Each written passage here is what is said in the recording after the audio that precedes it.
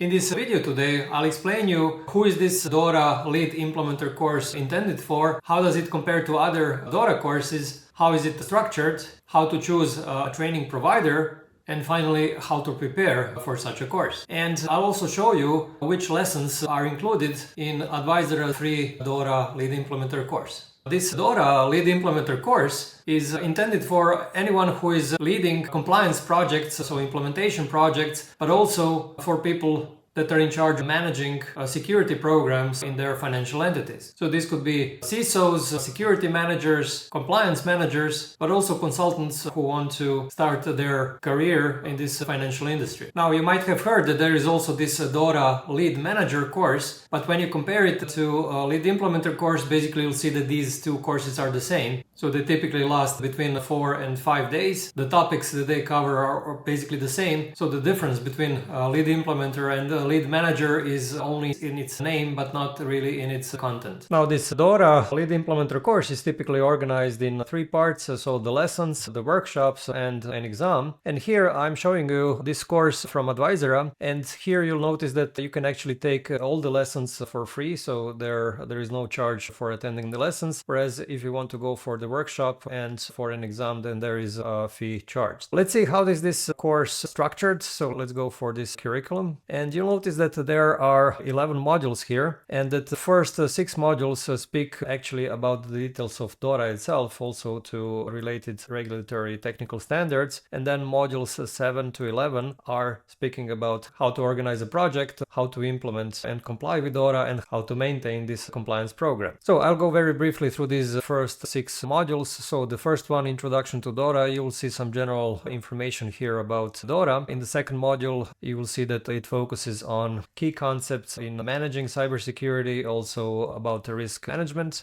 And then in the third module, you will see it goes more into details around cybersecurity measures, including network security or access control, these kind of things. And then module 4 is more about incidents, vulnerabilities, threat management, and so on. Module 5 is around business continuity resilience. So you'll see here business impact analysis, RTOs, RPOs, business continuity planning, crisis management, threat-led penetration testing, and so on. And then module 6, the final module around DORA, is how to manage this ICT third-party risk. In other words, how you manage supply chain risk. And then start these modules that focus on implementing and maintaining a compliance program. So first of all, getting your project approved, some tips here for consultants, how to get the interest of top management, how to present the project, other techniques for presenting the project, and also again tips for consultants how to write a proposal. And then preparing for the implementation, defining the scope of the project, key stages of the project, some tips for project management, estimating the project, communication, use of tools, roles and responsibilities, what to be aware when being a project manager, project documentation, project plan, kickoff meeting,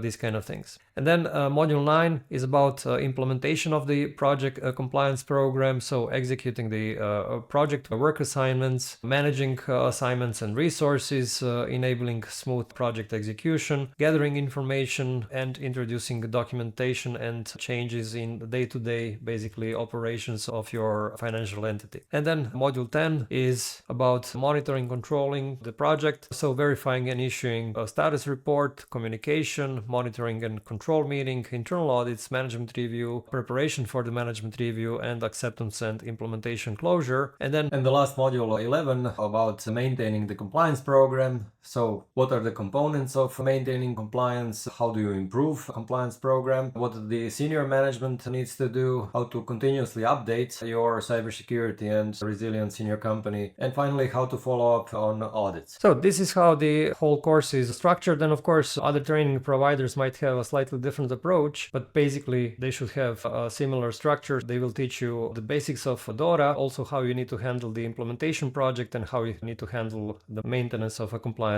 program. Now, you might be in a dilemma whether to go for an online or a classroom type course. And in reality, there are 3 types of courses. So there are classroom type courses where you have to go into a physical location and there go through the whole instructor-led course. There are also these live online courses where you join the course through Zoom or Microsoft Teams and where instructor leads you through all the course topics. And then there are these pre-recorded online courses which have only a shorter part of the course as live online, where you go through most of this course material on your own and then join instructor-led session only for the workshops. And which of this course type you'll choose really depends on your availability. The best would be to go for this classroom type course if you have the whole week to dedicate to this kind of a course and if you have a training provider nearby you. And so you should go for this live online type of the course, again, if you have enough time to dedicate to this, but also if you're in the same time zone as the course provider. And if you need more flexibility, then this option of a pre-recorded online course with a shorter workshop might be a better solution for you. Regarding the dilemma on which